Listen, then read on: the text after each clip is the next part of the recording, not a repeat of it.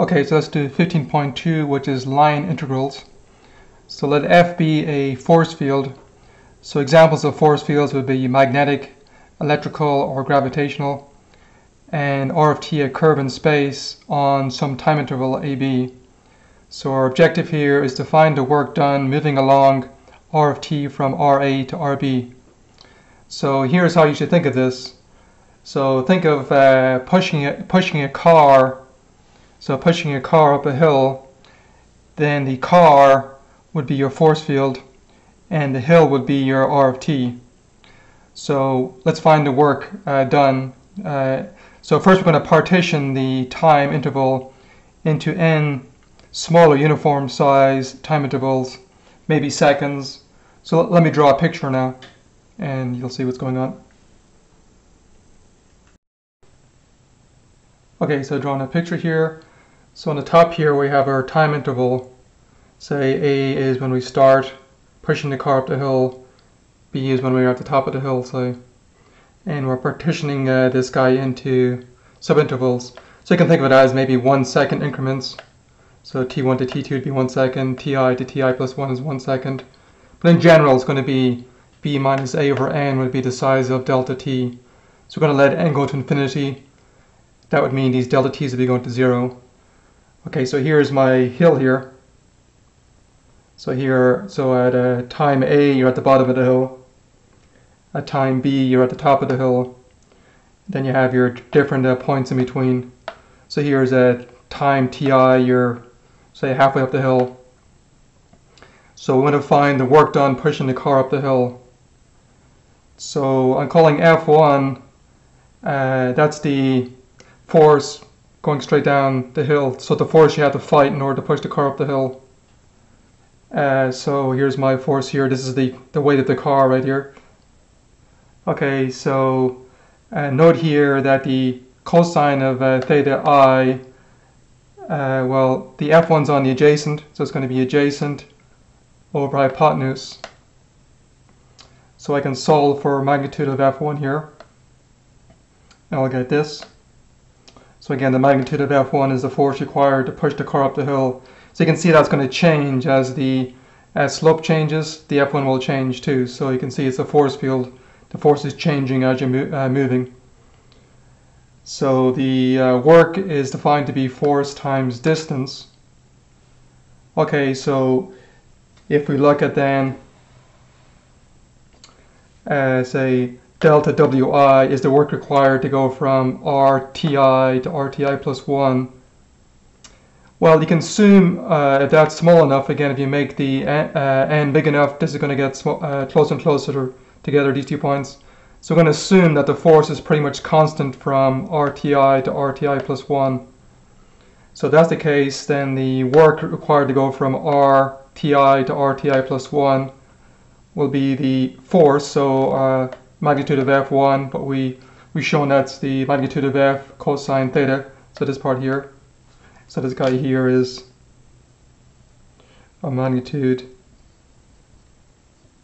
of F1 times the distance. The distance is going to be from here to here. We're going from RTI to RTI plus 1. So that distance would be the length of that vector. So it'd be the magnitude of RTI plus 1 minus RTI. Well, we've proven earlier in class, I forget what theorem it was, but when you have a situation like this, you can write it as a dot product. So it's going to be our force field evaluated RTI dotted with this guy here. Okay, so let's keep going from here. Let me erase some stuff here and keep going. So let you just take another look at this for a few seconds.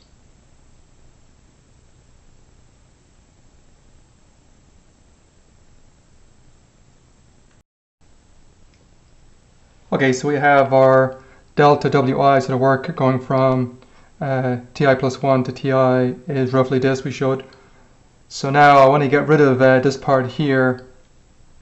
So note here, by mean value theorem, RTI plus 1 minus RTI over delta T. So again, delta T is Ti plus 1 minus Ti. It's going to equal derivative of R evaluated some I star I'm calling where I star is between I and I plus 1. We could then multiply both sides by delta t. So multiplying both sides by delta t, so multiplying delta t here to cancel, and putting on this side we get this. We can then substitute this now up here. So doing that, we'll have our delta wi then approximately equals f of r ti times r prime t dotted with ti star times delta t. So it follows then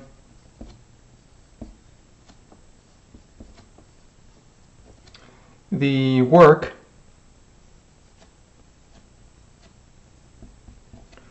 will be the limit n goes to infinity of the sum of the delta wi's, where I goes from 1 to n, and that will equal limit n goes to infinity. So replacing the delta wi with this guy now, in the limit it will equal, so it'll be limit I goes from 1 to n f of r ti dotted with r prime ti star times delta t. Okay, and this limit is a Riemann sum, so this will equal n. So the integral will be from a to b. Then it's going to be f of rt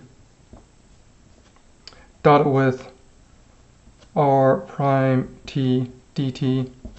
It's because when n goes to infinity, your ti star is actually it's approaching ti, so the whole thing will be coming to this. We sometimes write this, so we sometimes write, so in your textbook you apply to this.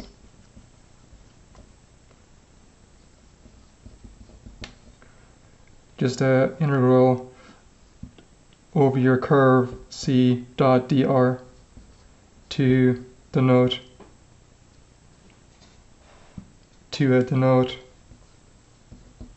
this guy.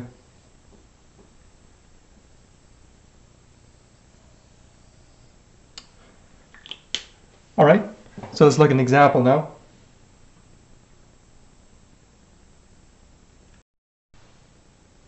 Okay, so here's our example.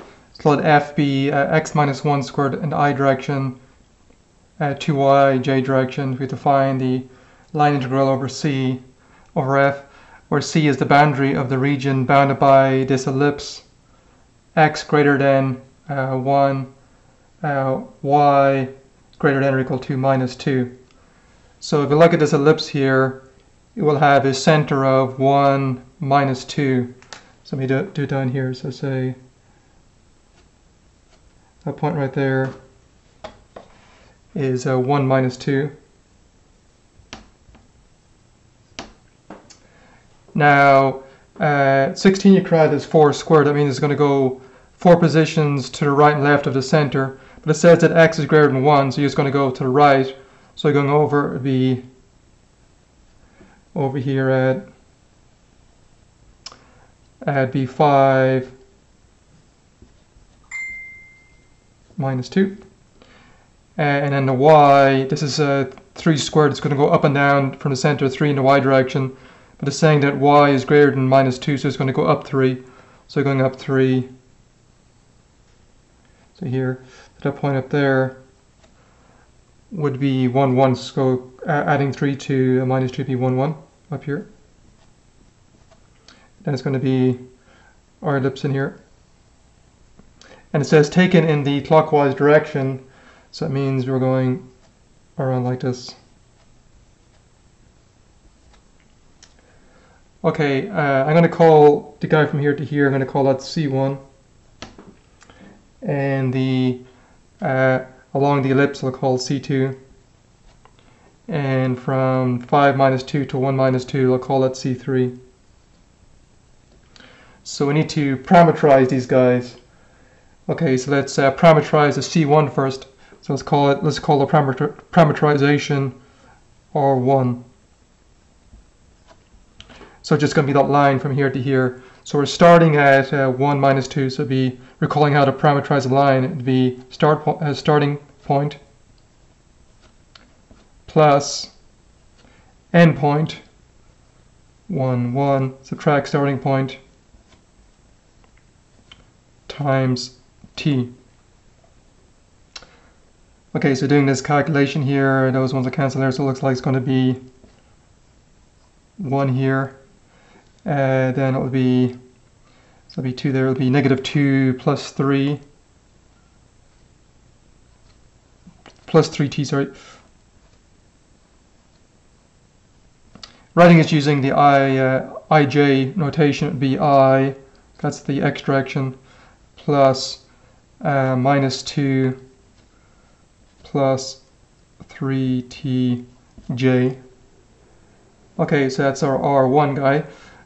Let's do say the C3 guy next. So parameterizing that one, let's call it R3. Here we're starting at 5 minus 2, so it'd be 5 minus 2, and we're ending at 1 minus 2. Okay, so then subtracting our start point times t. Okay, so simplifying this guy, it's going to be 5 here. It'll be 1 minus 5, so it'll be minus 4t. And then it'll be, those actually cancel, it'll be just then minus 2 here.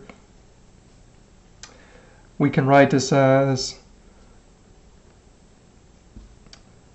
5 minus 4t I minus 2, or plus, I say minus 2j.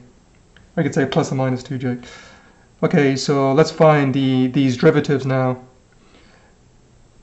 Yeah, so let's see, R1 prime.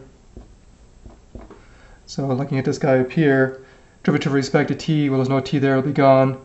This is going to be 3j.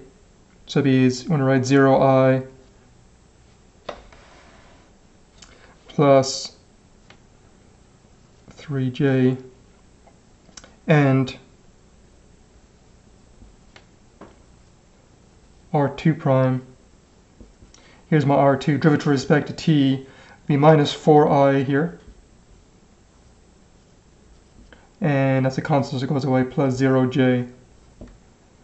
Okay, so now let's parameterize our C2 now, so let me erase a few things.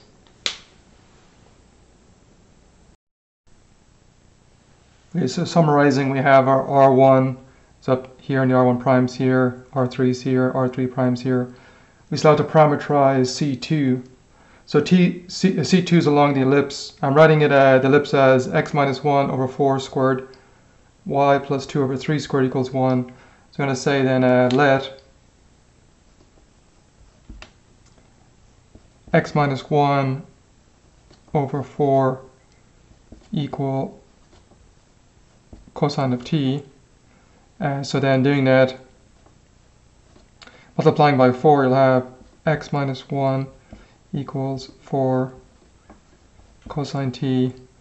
So solving for x, then x will equal 4 cosine of t plus 1.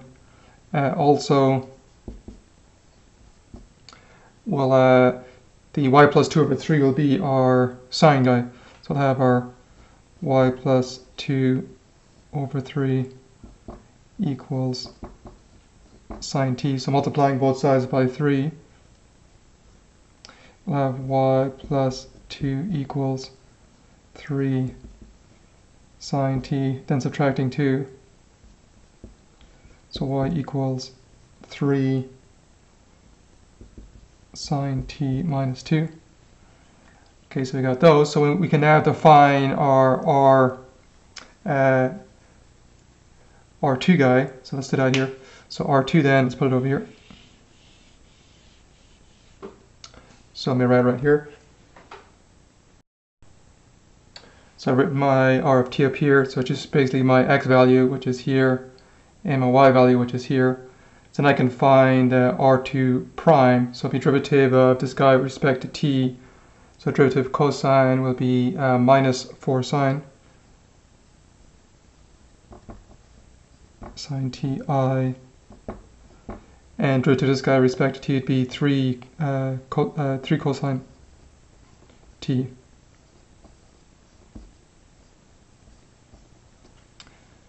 Okay, so let's start doing these line integrals now. So let's do the C1 guy first. So it'll be this guy up here. So let's do that.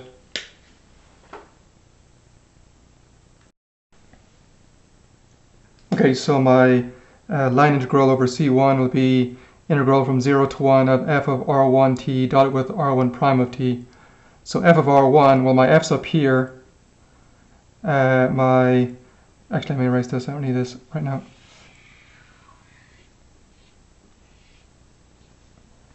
Okay, so my x is 1 in this guy, so 1's going to go in place of x up here, so it'll be integral 0 to 1, it'll be 1 minus 1 squared I, and so this is my y here then, so 1's the x here. So putting this in place of y right here, be plus 2 times negative 2 plus 3tj, this whole thing dotted with our R1 prime, which is 0i plus 3j dt. Okay, so bring it down here. So dotting these at 0, so it'd be integral 0 to 1. So it's going to be then, looks like 3 times 2 will be 6, so it'll be 6 times negative 2 plus 3t dt. So multiplying the I components and j components, dotting them. So now let's integrate this. So integrating this, then we're going to get 6 times negative 2t plus 3t squared over 2 evaluated at 0 and 1. So it'll be then 6, so putting 1 in there, it'll be negative 2 plus 3 halves. And then changing this, combining things here, it'll be then 6 times, changing to halves here, it'll be negative 4 plus 3 over 2. That goes there at 3. So it'll be negative 3 is our answer. So negative 3 for this guy. Okay, so let's do C2 next.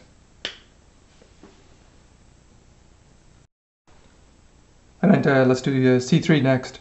So integral over C3, well the R3 guy is up here, how we parameterize it, and here's R3 prime over here.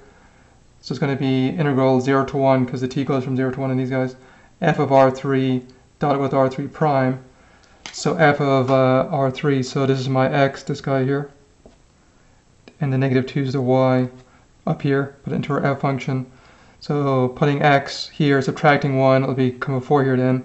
So it'll be 4 minus 4t I, and then y is minus 2, so putting 2 here, it'll be 2 times minus 2.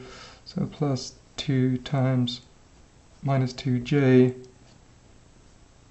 dotted with our negative 4i plus 0j dt. So doing that, so it'll be negative 4 times this guy, so it'll be negative 4 times 4 minus 4t, and 0 times that, it'll just be gone. So it'll just be this guy here. Okay, so to make it a bit easier here, I'm just going to say let u equal 4 minus 4t. So then du dt would be minus 4. So then du would be minus 4 dt. And I guess I have the minus 4 dt right here. So I can then write this as u0, u1, that and that go together to be du. So it'll be just u du. Oh, hold on a second, I messed up here. I just noticed something. This is squared on this, so this should have been squared here actually. Should have been a squared here then.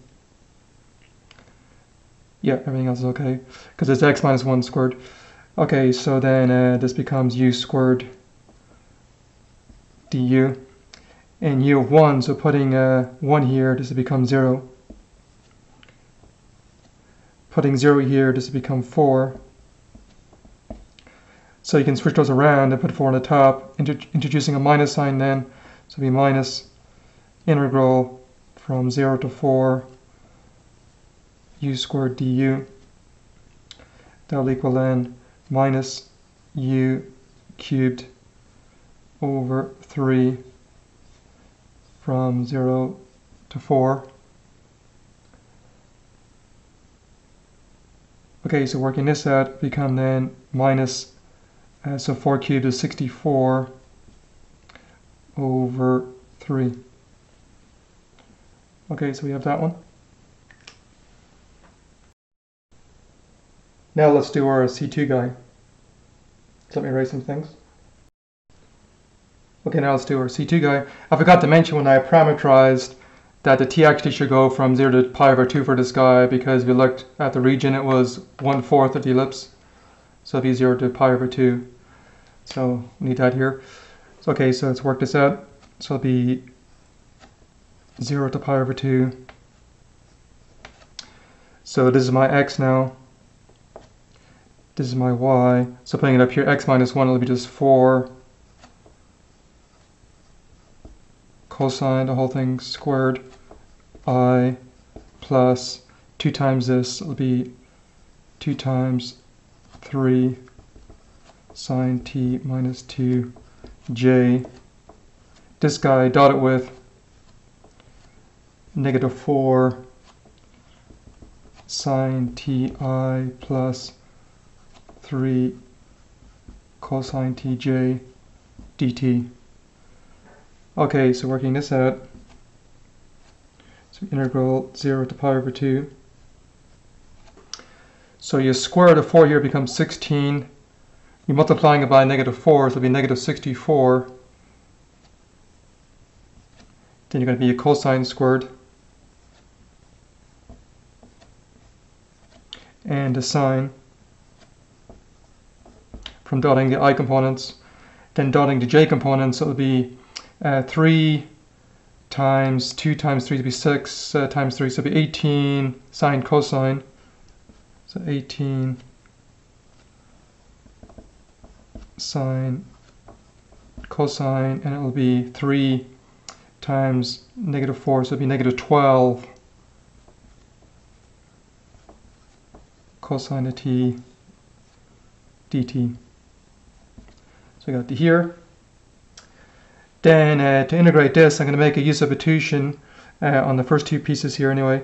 So we let u equal cosine of t. So then du dt, derivative of cosine will be minus sine. And then you can solve for du will be minus sine t dt.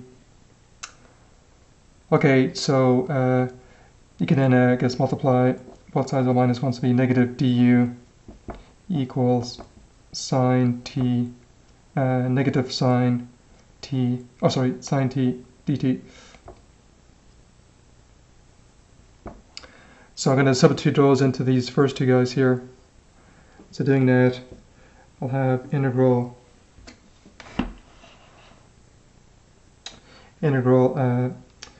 u of 0 u of pi over 2. Then this is going to be, so making a substitution, it'll be minus, so it's actually 64. This first guy will become 64, that's making the substitution, become then just u squared. Then over here this will be minus, because sine dt is minus du, so it'll be minus 18 u du on that guy. And we still have, breaking up this guy at the end, let's pull out the minus 12. Minus 12, 0 to pi over 2, cosine of t dt.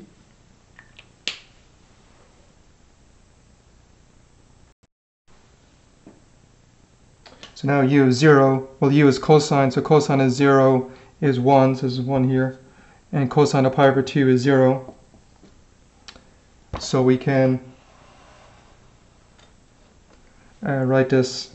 I can flip the integrals around here to put the 1 on top and introduce a minus sign. It'll be minus integral from 0 to 1, 64 u squared minus 18 u du. And then integrating cosine will be sine, so it'll be minus 12 sine evaluated at 0 and pi over 2. Okay, so let me erase a few things. So we have it here, so then integrating this to be negative, so it'll be 64 u cubed over 3 minus 18 u squared over 2, evaluated from 0 to 1. And here it'll be minus 12. Sine of pi over 2 is 1, so it'll be just times 1, and sine of 0 is 0, so it'll be just this. So then this become then, so it'll be negative 64 over 3, putting 1 in, and it's become 9, so double minus will be plus 9 minus 12. So finally common denominator here will be negative 64 over 3, subtracting these will be minus 3. So it'll be negative 64 minus 3 times 3 over 3. So that's going to be negative 73 over 3. Okay, so now let's put it all together. So putting it all together, then the integral over c will equal integral over c1 plus integral over c2 plus integral over c3. And the c1 guy was minus 3, the c2 guy was minus 73 over 3, and the c3 guy was minus 64 over 3. So when you combine those, you get negative 146 over 3. So we're done.